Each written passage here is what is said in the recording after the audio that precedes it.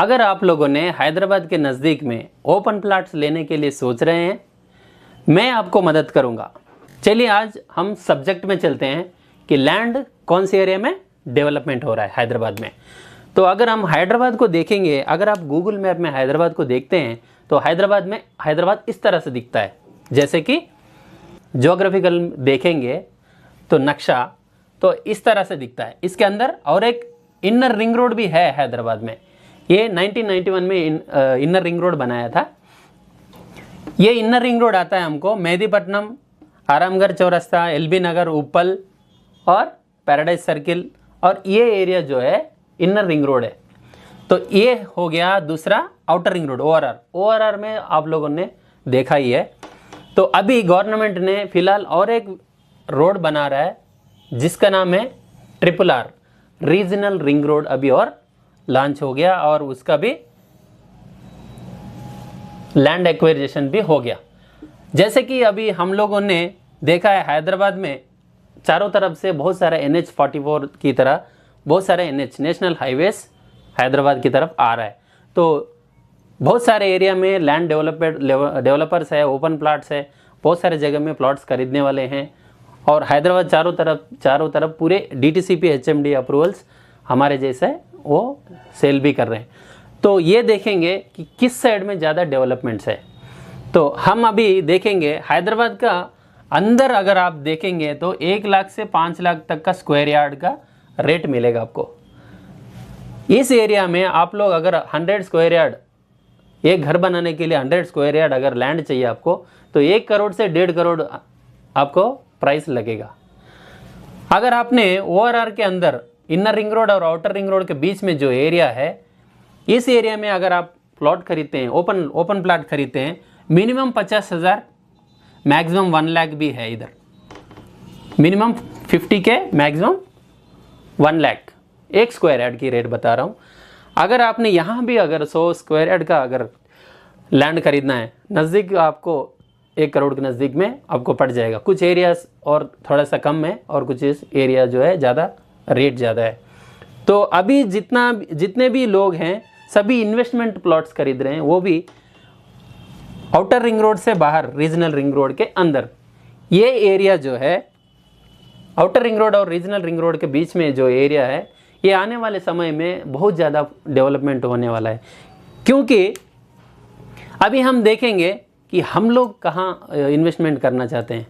हैदराबाद में बहुत सारे रोड्स हैं, कहाँ करेंगे? बहुत सारे लोगों को यही डाउट होगा कि आप लोग देखिए, हम जहाँ प्लॉट खरीदेंगे वहाँ पे क्या होना चाहिए? रोड कनेक्टिविटी होना चाहिए, एजुकेशनल हब होना चाहिए, स्पिरिचुअल हब होना चाहिए, इंडस्ट्रियल कॉरिडोर होना चाहिए, स्पिरिचुअल कॉरिडोर होना चाहिए, टूरिज्म हब भी होना चाहिए। उसके बाद वहाँ पे air connectivity, airport, rail connectivity, rail, उसके बाद रोड कनेक्टिविटी।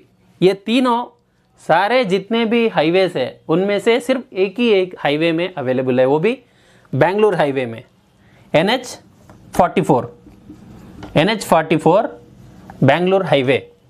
इसी एरिया में आपको ये सारे सहूलत मिलेंगे आपको। तो यहाँ पे अगर आप देखेंगे तो शमशाबाद में एयरपोर्ट है और चेवेल्ला में SEZ स्पेशल इकोनॉमिकल जोन। यहाँ पे बहुत सारे कंपनीज जो है, इंडस्ट्रियल सेक्टर, यहाँ पे लाखों लोग जो है नौकरी कर रहे हैं यहाँ पे।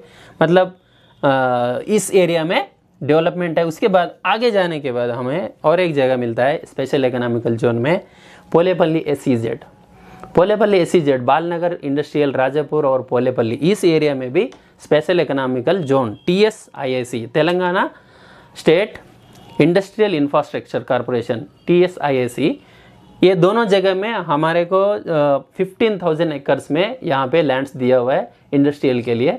वहाँ पे बहुत सारे कंपनीज वहाँ पे प्रोडक्शन काम कर रही है।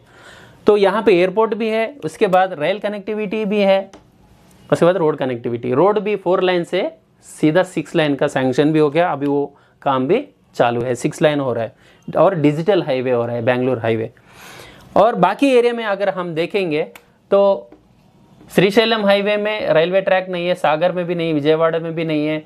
वरंगल हाईवे जो न्यू दिल्ली चली जाती है रेल, वरंगल हाईवे में हमारे को रेलवे ट्रैक है। यहाँ पे 2 कनेक्टिविटी है, एयर कनेक्टिविटी नहीं है।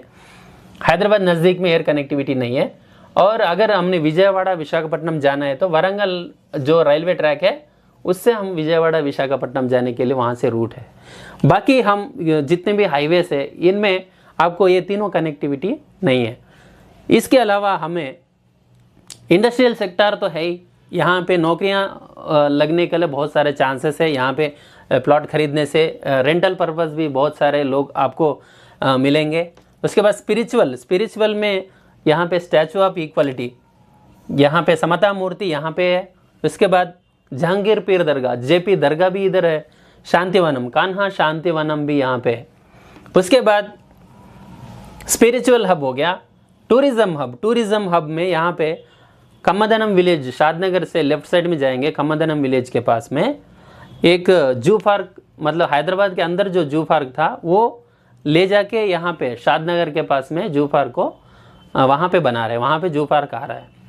उसके बाद आप लेफ्ट साइड में देखेंगे एजुकेशन हब भी यहाँ पे नूर कॉलेज है। उसके बाद हेरिटेज वाले का भी स्कूल्स है और कॉलेजेस है, एग्रीकल्चर कॉलेजेस है। उसके बाद शादनगर एरिया में और शमशाबाद एरिया नज़दीक में आपको पॉलिटेक्निकल कॉलेजेस भी बहुत सारा है। मतलब यहाँ पे क्या है कि एजुकेशनल हो गया, टूरिज्म हो गया, इंडस्ट्रियल हो गया, उसके बाद air connectivity, road connectivity, rail connectivity और SEZ स्पेशल इकोनॉमिकल जोन, इतने सारे डेवलपमेंट यहाँ होने की वजह से आपको यहाँ पे लैंड जो है आपको 15 लाख से लेकर 20 लाख तक का अच्छे रोड फेस वाले आपको लैंड्स अवेलेबल है इस रूट में।